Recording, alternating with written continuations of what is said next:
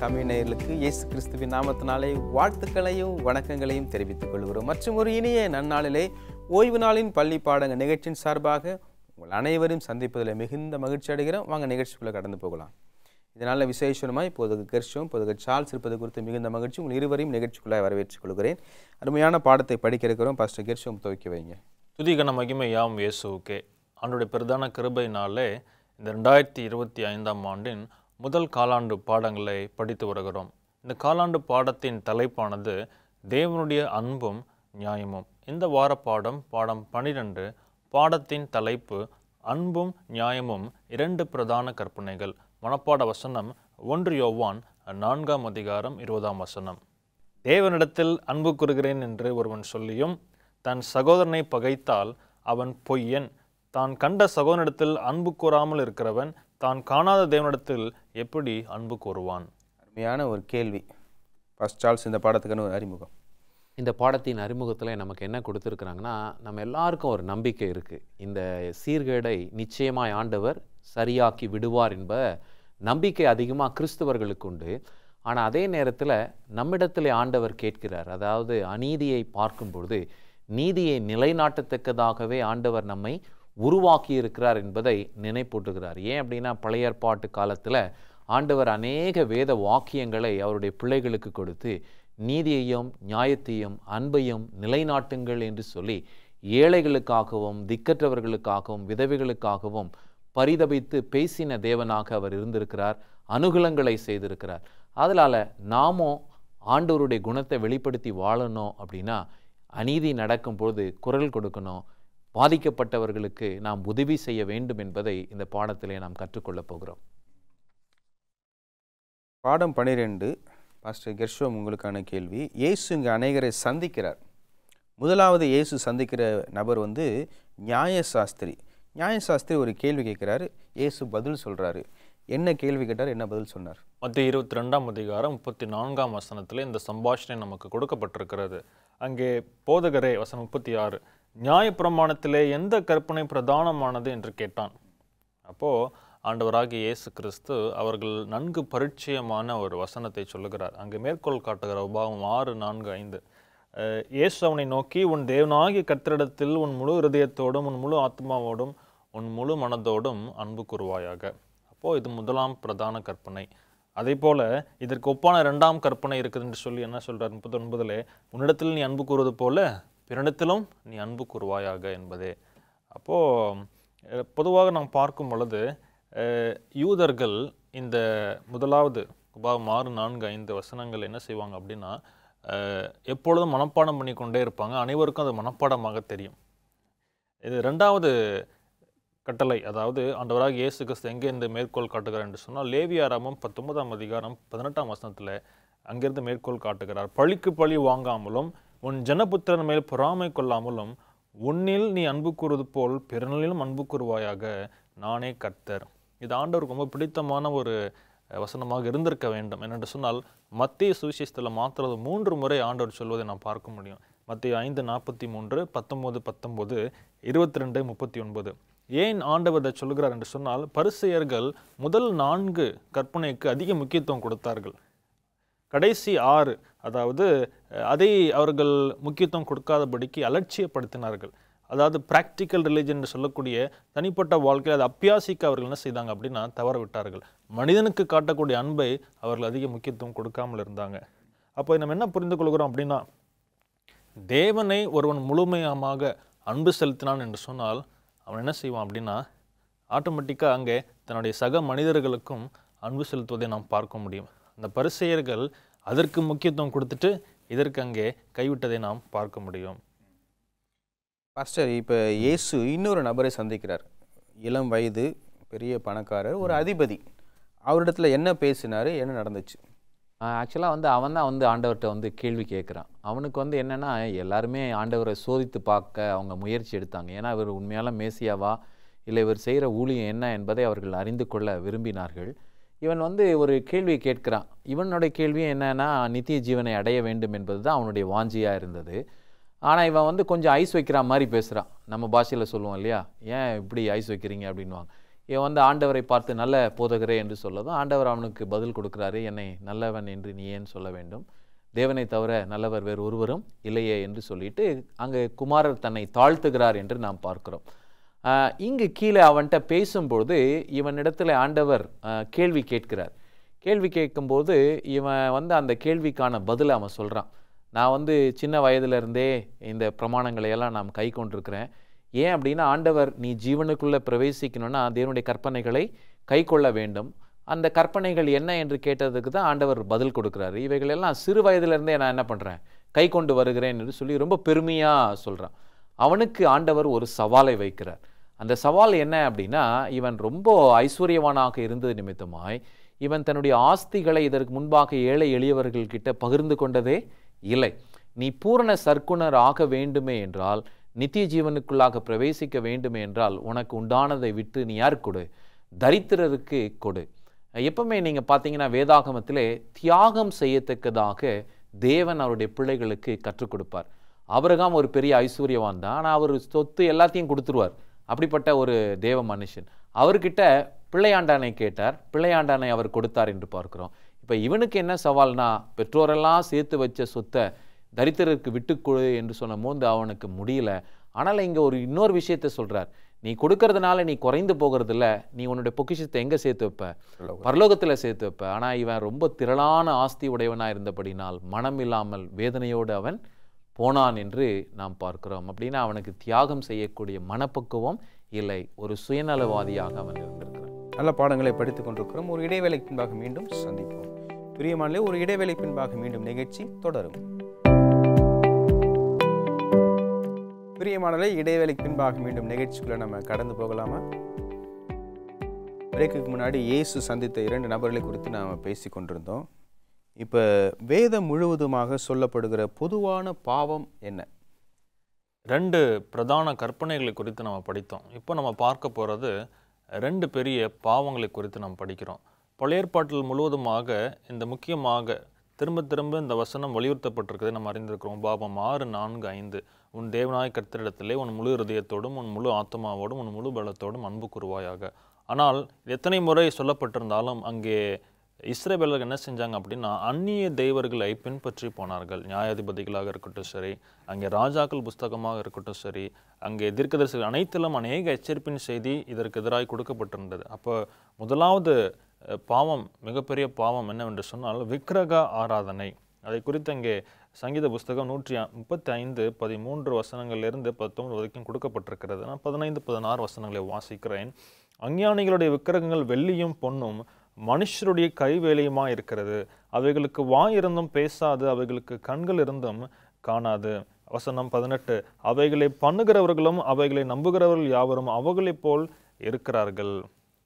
தேவன் மீது அன்பாய் இருப்பதற்கு நேர் எதிரானது எது அப்படின்னா விக்கிரக ஆராதனை. தேவனாய் கர்த்தர் மீது அன்பு கூறுவாயாக ஆண்டவர் சொல்றாரு. இங்கே அதுக்கு அப்படியே நேர் எதிராக பார்க்கப்படுகிறதை நாம் இங்கே அறிந்திருக்கிறோம். ஃபஸ்ட்டு நம்ம இந்து தேசம் முழுவதுமாக விக்கிரக ஆராதனை நிறைந்திருக்கிறது. இப்போ நம்முடைய பாடத்தில் இந்த விக்கிரக ஆராதனை பிரதான கற்பனையாக 10 கட்டளைக்கு எதிராக இருக்குன்னு சொல்லப்படுகிறது. இதை நம்ம எப்படி புரிஞ்சுக்கலாம்? நம்முடைய தேசத்தை எடுத்துக்கொள்வோம்னா அறியாமையில் அதை செய்கிறார்கள் என்று நாம் பார்க்கிறோம். அறியாமையான அந்த காலத்தில் ஆண்டவர் பொறுமையாக இருந்து மனம் திரும்பத்தக்கதாக கட்டளை கொடுத்திருக்கிறார். ஏராளமான பேர் ஜீவனுள்ள தேவனை அறிந்து கொண்டு விக்கிரகாராதனையை விட்டு இந்திய தேசத்தில் நிறைய பேர் மனம் மாறி வருகிறார்கள் என்று பார்க்கிறோம். ஆனால் இங்கே நம்ம பார்க்குற கான்டெக்ஸ்ட் என்ன அப்படின்னா, ஜெகரியா 7ஆம் அதிகாரம். இந்த 7ஆம் அதிகாரத்தில் இஸ்ரவேல் ஜனங்களுக்கு நல்லா தெரியும், ஆண்டவருடைய அற்புதங்களை அடையாளங்களை கண்ணார பார்த்துருக்குறாங்க. தேவனுடைய ஷெக்கைனா க்ளோரி ஆசரிப்பு கூடாரத்திலே அவர்கள் மத்தியிலே இருந்தது. ஆனால் அப்படி இருந்தும் இவர்கள் அந்நிய தேவர்களை என்ன பண்ணாங்க, தேடி போனார்கள். 2 நினைவுகளால் அவர்கள் குந்தி குந்தி நடந்தார்கள் என்று பார்க்கிறோம். அப்போது இங்கே ஆண்டவர் இந்த ஜெகரியா தீர்க்கதரிசியை அனுப்பி, நீங்கள் என்னுடைய முன்னாடி அனுப்பின தீர்க்கதரிசிகளையும் நீங்கள் என்ன பண்ணிட்டீங்க, நீங்கள் அவங்களுடைய வார்த்தையை கேளாமல் போனீர்கள், you have ignored my prophets என்று சொல்லி ஆண்டவர் அவர்களை கடிந்து கொள்ளுகிறார். இவங்களுடைய விக்கிரக ஆராதனையை ஆண்டவர் கடிந்து கொண்டு, நீங்கள் தேவர்கள் அல்லாததற்கு பலி செலுத்தி வீணான ஆராதனை செய்கிறீர்களே என்று அவர்களுக்கு காண்பிக்கிறார். இதில் குறிப்பாக இவங்க விக்கிரக ஆராதனைக்குள்ளே போனதுனால என்ன ஆச்சுன்னா, தேவ பயம் இல்லாமல் போய்விட்டார்கள். அவங்க நிறைய பேர் நீதிமான்களை ஒடுக்கினார்கள், ஏழை எளியவர்களை ஒடுக்கினார்கள். அதில் இந்த 7ஆம் அதிகாரத்தில் ஆண்டவர் அவங்கக்கிட்ட ரொம்ப இதாக பேசுகிறார், கடிந்து பேசுகிறார். நீங்கள் எவ்வளவு நாள் வந்து ஏழைகளை ஒடுக்குவீங்க, திக்கற்றவர்களை ஒடுக்கி நீங்கள் நீதிமான்களை கொன்று போடுவீர்கள், நான் நிச்சயமாக இவங்களை நியாய தீர்ப்பேன் என்று ஆண்டவர் சொல்லுகிறார். மூன்றாவதாக இவங்களுக்கு காண்பிக்கிறது என்ன அப்படின்னா, உங்களுடைய உள்ள கடினத்தில் நீங்கள் அப்படியே தொடர்ந்து நடப்பீர்கள் என்றால் தேவனுடைய நியாய தீர்ப்பு உங்கள் மேல் வரும். அதனால் என்னுடைய வார்த்தையை கேட்டு என்னிடத்தில் திரும்புங்கள் என்று ஆண்டவர் அங்கே அழைக்கிறதை நாம் பார்க்கிறோம். தேவன் நியாயத்தை நேசித்து தீமையை வெறுக்கிறார் அப்படின்னு சொல்லப்படுகிறது. இது எப்படி நாம் புரிஞ்சுக்கிறது? சங்கீதம் 33ஆம் அதிகாரம் 5ஆம் வசனத்தை நாம் வாசிக்கும் பொழுது, அவர் நீதியிலும் நியாயத்திலும் பிரியப்படுகிறார், பூமி கர்த்தருடைய காருண்யத்தால் நிறைந்திருக்கிறது. ஏசாயா 61:8 கர்த்தராகிய நான் நியாயத்தை விரும்பி, நம்முடைய தேவன் நியாயத்தை விரும்புகிற தேவனாக இருக்கிறார். நாம் முன்பு பாடங்களை படித்திருக்கிறோம், தேவன் அன்பானவர், அன்பாகிய குணம் நியாயத்தை நிலைநாட்ட வேண்டும். அப்போ அநியாயத்தை கண்டு தேவன் அமைதலாக இருக்க மாட்டார். அவருடைய குணம் அன்பாக இருந்தாலும் அவருடைய குணத்திற்கு ஏற்றவாறு அவர் அநியாயத்தை கண்டு அவர் அமைதலாக இருக்க போதில்லை. அப்போது தேவன் அநியாயத்தை வெறுக்கிறார். அதனால் அவருடைய நீதியின் கோபம் அங்கே வெளிப்படுகிறது. மனிதர்கள் அங்கே தேவனுடைய சொல்லை மீறி அங்கே நடக்கும் பொழுது, பாஸ்டர் சொன்னது போல நீதிமான்களையும் ஏழை எளிய மக்களையும் அவர்கள் ஒடுக்கும் பொழுது ஆண்டவருடைய கோபாக்கினைக்கு அவர்கள் ஆளாக்கப்படுகிறார்கள். தேவ அன்பும் தேவ நீதியும் பிரிக்க முடியாத வகையில் அங்கே இணைக்கப்பட்டிருக்கிறது. உலகில் நீதியும் நியாயமும் செயல்படுத்தப்பட வேண்டும் என்பதிலே தேவன் மிகுந்த அக்கறை கொண்டிருக்கிறார். பழைய ஏற்பாடு இருக்கட்டும் சரி, புதிய ஏற்பாடாக இருக்கட்டும் சரி, தேவன் இந்த ஒடுக்கப்பட்டவர்கள் மீதும் அதை செய்கிறவர்கள் மீதும் அங்கே மிகுந்த கவனத்தில் இருக்கிறார் என்பதை நாம் பார்க்க முடியும். இதன் மூலமாக தேவன் நீதியை நிலைநாட்டுகிறார் என்கிற வேத வசனங்கள் நமக்கு சொல்லுகிறது. இந்த உலகத்தில் தேவன் நீதியை பார்க்கிறார், நியாயத்தை நிலைநாட்ட விரும்புகிறான்னு பார்க்குறோம். இந்த சூழ்நிலை அதை எப்படி பார்க்கலாம்? இந்த சூழ்நிலைலாம் எப்படி கேட்குறீங்க? இப்போ நடைமுறை வாழ்க்கையில் இன்னைக்கு நடைமுறை வாழ்க்கையில் நீங்கள் பார்த்தீங்கன்னா எல்லாரும் நான், என் குடும்பம், நாங்கள் எப்படி இருந்தால் போதும் என்கின்ற கொள்கையிலே மனிதர்கள் வாழ்ந்து கொண்டிருக்கிறார்கள். இன்றைக்கி மாத்திரம் கிடையாது, மக்கள் இதுக்கு முன்னாடியும் அப்படி தான் வாழ்ந்துருக்கிறாங்க. அப்படிப்பட்ட எண்ணத்திலே வாழ்ந்த மக்களுக்கு ஆண்டவர் ஆலோசனை கொடுத்துருக்கிறார். அதில் குறிப்பாக சங்கீதம் 82 நமக்கு பாடத்தில் மையமாக கொடுத்துருக்குறாங்க. அது என்ன அப்படின்னா, ஆண்டவர் விசாரிக்கிறார். அந்த விசாரணை எப்படி இருக்குன்னா, ஐஸ்வர்யவான்கிட்ட ஏன் நிறைய கொடுக்குறாருன்னா, அவன் மனதுருகி ஏழை எளியவனுக்கு என்ன பண்ணணும், பகிர்ந்து கொடுக்க வேண்டும் என்கின்ற அந்த கொள்கையின் அடிப்படையில் தான் அதை கொடுத்துருக்கிறார். பழைய ஏற்பாடை நீங்கள் வாசிங்கன்னா நிறைய வேத பகுதிகள் இருக்குது, ஒவ்வொன்றா நம்ம பார்ப்போம். லேவியராகமம் 19ஆம் அதிகாரம் 9-10 நீங்கள் கவனிச்சிங்கன்னா, the laws of provision என்று சொல்வோம். அவங்க அறுவடை செய்யும்போது கொஞ்சம் கீழே விழுந்துருச்சுன்னா அதை என்ன பண்ணக்கூடாது, எடுக்கக்கூடாது, வருகிற ஏழைகளுக்கு அதை கொடுக்க வேண்டும். அதை லாஸ் ஆஃப் ப்ரொவிஷன், ஏழை எளியவர்களுக்கு கொடுக்கத்தக்கதாக ஆண்டவர் கொடுத்திருக்கிற ஒரு திட்டம். அதை அவர்கள் பொறுக்கி கொண்டு போகலாம். அடுத்து 2வது பார்த்தீங்கன்னா, ஜஸ்டிஸ் இன் லீகல் மேட்டர்ஸ். ஏதாவது ஒரு பிரச்சனை இருக்குது அப்படின்னா எல்லா பிரச்சனைக்கும் வழக்கு அங்கு தீர்க்கப்படுகிறதற்கு ஏதுவான பிரமாணங்கள் அவர்களுக்கு கொடுக்கப்பட்டிருந்தது. அது மிருக சம்பந்தமாக இருக்கலாம், மனுஷனை சம்பந்தப்படுத்தினதாக இருக்கலாம். இவைகள் எங்கு சொல்லப்பட்டிருக்கிறதுனா, யாத்திரையாகமம் 22ஆம் அதிகாரம் அதில் அநேக வசனங்கள் இருக்கிறது என்று பார்க்கிறோம். 3வதாக டெட்ஸ் அண்ட் லெண்டிங் லாஸ். ஒருத்தன் கடன் பட்டுட்டான் அப்படின்னா அந்த கடனாளியை எப்படி கையாள வேண்டும், கடன் எப்படி கொடுக்க வேண்டும் என்கின்றதெல்லாம் சொல்லப்பட்டிருக்கிறது. அது உபாகமம் 15ஆம் அதிகாரத்தில் 7வது வசனத்திலிருந்து 11வது வாக்கியம் வரைக்கும் என்று பார்க்கிறோம். 4வது ரொம்ப முக்கியமானது என்ன அப்படின்னா, ஆண்டவர் இந்த 3 பிரமாணங்களை மீறினவர்களை என்ன பண்ணுறார் அப்படின்னா, தீர்க்கதரிசிகளை அனுப்பி அவர்களை கடிந்து கொண்டார் என்று பார்க்கிறோம். அதே போல் இந்த கடைசி காலத்தில் ஐஸ்வர்யத்தின் மயக்கத்தில் ஒருவேளை நம்ம மயங்கி இருப்போம் அப்படின்னா நம்மையும் ஆண்டவர் என்ன பண்ணுவார், கடிந்து கொள்வார். அப்படிப்பட்ட கடிந்து கொள்ளுதல் ஏசாயா 1:17 எரேமியா 5:28 எல்லாம் நாம் பார்க்க முடியும். ஆண்டவர் யாரையும் விடுறதில்லை, எல்லாரையும் நீதி நியாயத்திற்கு உட்படுத்துகிறார். நல்ல பாடங்களை படித்துக் கொண்டிருக்கிறோம். ஒரு இடைவேளை பின்பாக மீண்டும் சந்திப்போம். பிரியமான ஒரு இடைவேளை பின்பாக மீண்டும் நிகழ்ச்சி தொடரும். பிரியமான இடைவேளை பின்பாக மீண்டும் நிகழ்ச்சிக்குள்ள நம்ம கடந்து போகலாமா? இப்பொழுது இந்த சமுதாயத்தில் தேவன் நியாயத்துக்காக குரல் கொடுக்கிறார்.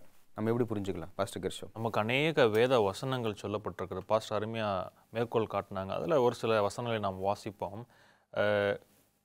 ஏசாயா 1:17 நன்மை செய்ய படியுங்கள், நியாயத்தை தேடுங்கள், ஒடுக்கப்பட்டவனை ஆதரித்து திக்கற்ற பிள்ளையின் நியாயத்தையும் விதவையின் வழக்கையும் விசாரிங்கள். கடுமையான எச்சரிப்பை ஆண்டவர் கொடுத்திருக்கிறார். அதே ஏசாயா 10:1-2 வாசிக்கும் பொழுது, ஏழைகளை வழக்கிலே தோற்க பண்ணவும், என் ஜனத்தில் சிறுமியானவர்களின் நியாயத்தை புரட்டவும், விதவைகளை சூறையாடவும், திக்கற்ற பிள்ளைகளை கொள்ளையிடவும்.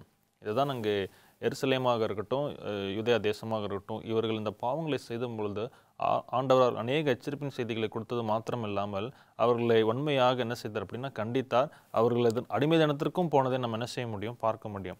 எரேமியா 22:13-15-16 வசனங்களை வாசிக்கும் பொழுது, தனக்கு விஸ்தாரமான வீட்டையும் காற்று வீசும் விசாலமான மேலறைகளையும் கட்டுவேன் என்று சொல்லி பலகணிகளை தனக்கு திறந்து கேதுரு பலகைகளை வைத்து ஜாதிலிங்க வர்ணம் பூசி அநீதினால் தன் வீட்டையும் அநியாயத்தினால் தன் மேலகரையும் கட்டி. என்ன சொல்ல வர்றார் அப்படின்னா, உனக்கு எல்லா செல்வத்தையும் நீ செய்து கொண்டு இருக்கிறாய், ஆனால் ஒரு வாசலில் இருக்கக்கூடிய அன்னியனையும் ஏழை விதவைகள் என்ன செய்கிற கவனிக்க மறந்து விடுகிறாய். வசனம் கடைசியில் வாசிக்கும் பொழுது, அவன் சிறுமையும் எளிமையும் அவனுடைய நியாயத்தை விசாரித்தான், உன்னுடைய தகப்பன் அதெல்லாம் செஞ்சாரு, அப்பொழுது சுகமாய் வாழ்ந்தான், அப்படி செய்வதல்லவோ என்னை அறிகிற அறிவு என்று கர்த்தர் அங்கே சொல்வதை நாம் பார்க்க முடியும். இந்த காலகட்டத்திலும் இதை நாம் ப்ராக்டிக்கலாக பார்க்கும் பொழுது, ஒருவேளை ஆண்டவர் நமக்கு செல்வத்தை கொடுத்திருப்பார்கள் என்று சொன்னால், நாம் பார்க்கிற ஏழை எளியவருக்கும் உதவி செய்து தேவனுடைய அன்பை நிலைநாட்ட ஆண்டவர் விரும்புகிறார் என்பதை நாம் புரிந்து கொள்கிறோம். முக்கியமாக அவருடைய நீதியை நிலைநாட்ட விரும்புகிறார் என்பதை நாம் புரிந்து கொள்கிறோம். இப்போ மறுபடியும் அந்த முதல் இடத்துக்கு வரோம். மத்தேயு 22 அதிகாரத்தில் ஆண்டவர் என்ன சொல்ல வருகிறாருங்க? எது முக்கியமானது? ஏன்னா இதை வந்து 2 விதமாக நம்ம பிரிக்கலாம். மாயக்காரர்கள், வேதபாரகர், பரிசேயர்களுடைய ஊழியத்தை அவங்க ரொம்ப மேன்மையாக நினச்சாங்க. நாங்கள் எல்லாத்தையும் ரொம்ப துல்லியமாக ரொம்ப கேர்ஃபுல்லாக பார்க்குறோம், எதுலெல்லாம் தசம்பாகம் எடுத்து கொடுக்கணும், இதில் கரெக்டாக அளந்து கொடுங்க அப்படின்லாம் அவங்க ரொம்ப கேர்ஃபுல்லாக இருந்தாங்க. ஆனால் ஆண்டவருடைய ஊழியத்தை அவர்கள் கவனித்த போது அவர்களுக்கு சற்று வித்தியாசமாக இருந்துச்சு. இங்கே ஆக்சுவலாக இந்த வேத பகுதியில் ஆண்டவர் அவர்களை கடிந்து கொள்ளுகிறார் என்று பார்க்குறோம். இதை எப்படி சொல்லலாம் அப்படின்னா, இவங்க வெளியான நீதியை போதித்தாங்க. யார்? மாயக்காரர்கள், பரிசேயர்கள், வேதபாரகர்கள்.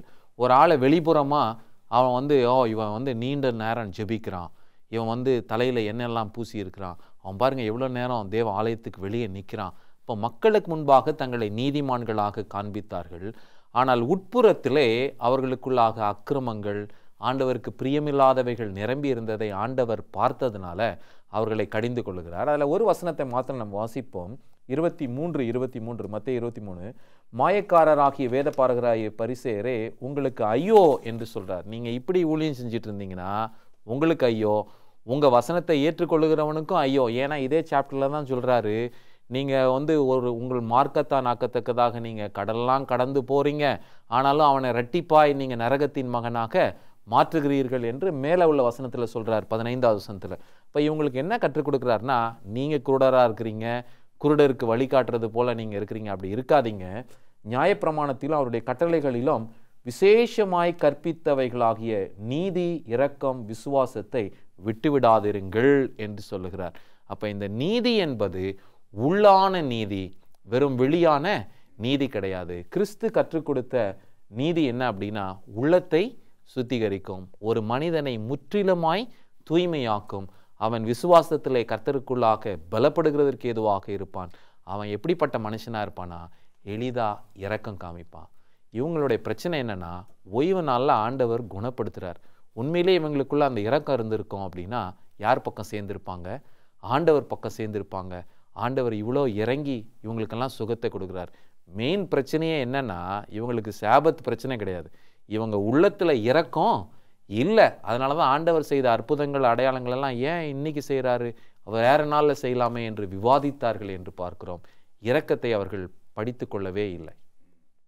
கேரளா போயிருந்தேன் டூரில். ஒரு பெரிய கோயில், அந்த கோயிலுக்கு முன்னாடி இவ்வளோ பெருசு ஒரு விசிறி மாதிரி இருக்குது, ஓட்டை இருக்குது. அங்கே கைடு சொல்கிறாரு, இங்கே சர்ச்சு நடக்குமா, அடிமைகள்லாம் அந்த விசிறியை வெளியே இழுத்து விட்டுட்டு இருப்பாங்களாம், உள்ளங்க பிரைஸ் தலான்னு பாட்டு பாடின்னு இருப்பாங்களாம். அதை படிச்சுட்டு இருக்கும்போது எனக்கு ஒரு கேள்வி வருது, எனக்கு பிறன் யார் அப்படின்றது. உங்களுடைய பதில் என்ன? இங்கே லூக்கா 10ஆம் அதிகாரத்திலே ஒரு சுவாரஸ்யமான ஒரு சம்பாஷணை நாம் பார்க்க முடிகிறது. ஒரு நியாயாஸ்திரி ஆண்டவரிடத்திலே வந்து, ஆண்டவரே நான் என்ன செய்ய வேண்டும் என்று சொல்லி அங்கே கேட்கிற மாத்திரத்தில் நித்திய ஜீவனை சுதந்திரத்துக் கொள்வதற்கு நான் என்ன செய்ய வேண்டும்? அப்போ ஆண்டவர் சொல்கிறாரு, நீ நியாயப்பிரமாணத்தை எழுதிருக்கிறதெல்லாம் கடைப்பிடி, நான் என் சிறு வயதிலேருந்து கடைபிடிக்கிறேன் ஆண்டவரே, உன் முழு இதயத்தோடும் முழு ஆத்மாவோடும் ஆண்டவருக்கு அன்பு செலுத்த வேண்டும், மற்றவருக்கு அன்பு செலுத்த வேண்டும். அப்போ ஆண்டவர் சொல்கிறாரு, நீ நிதானமாய் உத்தரவு சொன்னாய், அப்படியே நீ செய் அப்படின்னு சொல்கிறாங்க. அப்போது அவர் கேட்குறாரு வசனம் 29 தன்னை நீதிமான் என்று காட்டுவதற்கு விதமாக எனக்கு பிறன் யார் எனக்கு பிறன் சொன்ன மாத்திரத்தில் ஆண்டவங்க ஒரு கதையை சொல்வதை நாம் பார்க்க முடியும். நாம் அனைவரும் அறிந்த அந்த சமாரிய கதையை நாம் அறிந்திருக்கிறோம். அப்போது அங்கே எருசலேம் எரிகோவுக்கு ஒரு மனிதன் போகிறான். அவனை அங்கே கொலைபாதகர்கள் என்ன செய்கிறாங்க அப்படின்னா அவனை குற்றுயிரமாய் விட்டு போய்விடுகிறார்கள். அப்போ அந்த பக்கமாக ஒரு லேவியன் வருகிறாரு, அதுக்கப்புறம் ஒரு ஆசாரியன் வருகிறான். அப்போது இவர்கள்லாம் அவரை பார்த்து விட்டு போயிடுறாங்க. சமாரியன் மாத்திரம் வந்து என்ன செய்கிறான் அப்படின்னா அவனை கொண்டு போய் அங்கே அந்த வாகனத்தில் ஏற்றி அவனுடைய புண்களை கழுவி அவனை அங்கே காயங்களை கட்டி அங்கே ஒரு இடத்துல சுய வாகனத்தில் கொண்டு போய் என்ன செய்கிறான் அப்படின்னா சத்திரத்தில் ஒப்பு கொடுத்து அவனுக்கு தேவையான பணத்தையும் செலுத்தி வருகிறதை நாம் பார்க்க முடியும். அப்போ இந்த கதையை சொல்லி முடித்து விட்டு ஆண்டவர் கேட்குறாரு, அவனிடத்துல கேட்குறாரு, இதில் யார் இவனுக்கு பிறன்? அப்போ அந்த இறக்கம் செய்தவனே அப்படின்னு சொல்லி இப்போ சொல்கிறாரு. அதில் என்ன புரிந்து கொள்கிறோம் அப்படின்னா, இந்த நியாயாஸ்திரி என்ன கேள்வி கேட்டிருக்கணும் அப்படின்னா, யாருடைய பிறனாய் நான் இருக்க வேண்டும் என்கிற ஒரு கேள்வியை அவர் கேட்டிருக்க வேண்டும். ஆனால் அவர் ரொம்ப அப்போ இருந்தவங்களும் ரொம்ப செலக்டிவாக இருந்தாங்க, சூஸியாக இருந்தாங்க.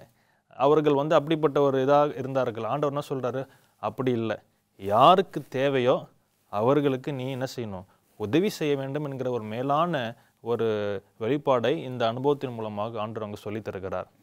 பாஸ்டர் சார்ல்ஸ், பாடத்தை நிறைவு செய்கிறோம். இயேசுவினுடைய பிறப்பு, வாழ்க்கை, அவருடைய ஊழியம் தேவையுள்ளவருக்கு எண்ணத்தை சொல்லிக் கொடுக்கிறது. நமக்கு என்ன பாடம்? அவருடைய பிறப்பு நம்ம பார்க்குறோம்னா ஒரு எளிமையான பிறப்பு. அவர் வந்து ராஜா அரண்மனையில் பிறக்கவில்லை, அவர் ராஜா தான். ஒரு ஏழையான குடும்பம், சத்திரத்தில் இடமில்லாத சூழ்நிலையிலே அவர் பிறந்தார் என்று பார்க்கிறோம். அவருடைய ஊழிய அனுபவத்தை எல்லாம் நீங்கள் கவனிச்சிங்க அப்படின்னா ஏழைகள் மத்தியிலே அவருடைய ஊழியம் இருந்தது. அதை தான் ஏசாயா 61 வாசிக்கிறோம். தேவனுடைய ஆவியினால் நான் நிரப்பப்பட்டிருக்கிறேன், தரித்திரத்திற்கு சுவிசேஷத்தை அறிவிக்கும் பொருட்டே என்னை பிதாவாகிய தேவன் அனுப்பினார் என்பதை காண்பிக்கிறார். அவருடைய ஊழியத்தை 3 பிரிவாக நாம் பிரிக்கலாம். முதல்ல என்ன பார்த்தீங்கன்னா, ஹீலிங் த சிக் என்று பார்க்கிறோம். மத்தேயு 14:14 வாசிக்கும் போது அங்கு அநேகர் வியாதியஸ்தர்களாக இருந்தார்கள். அவர்கள் மேல் அவர் மனதுருகி அவர்களுக்கு குணத்தை கொடுத்தார். அவர் எங்கெல்லாம் குணமாக்கினாரோ அங்கெல்லாம் பிசாசுகள் அவர்களை விட்டு ஓடினது என்று பார்க்கிறோம். 2வது நீங்கள் பார்த்தீங்கன்னா, ஃபீடிங் த ஹங்க்ரி, பசியாக இருந்தவங்களை பார்த்துட்டு அவரால் பொறுமையாக இருக்க முடியல, சாப்பாடு கொடுத்தாரு. 3வது வேலை என்னன்னா, தேவனுடைய வார்த்தையை துல்லியமாய் அவர்களுக்கு கற்றுக் கொடுத்தார் என்று நாம் பார்க்கிறோம். பாடத்தை நடத்தி கொடுத்ததுக்காக உங்கள் இருவருக்கும் எனது நன்றியை தெரிவித்துக் கொள்கிறேன். பிரியமானவர்களே, தேவன் உங்கள் அனைவரையும் ஆசீர்வதிப்பாராக. ஆமென்.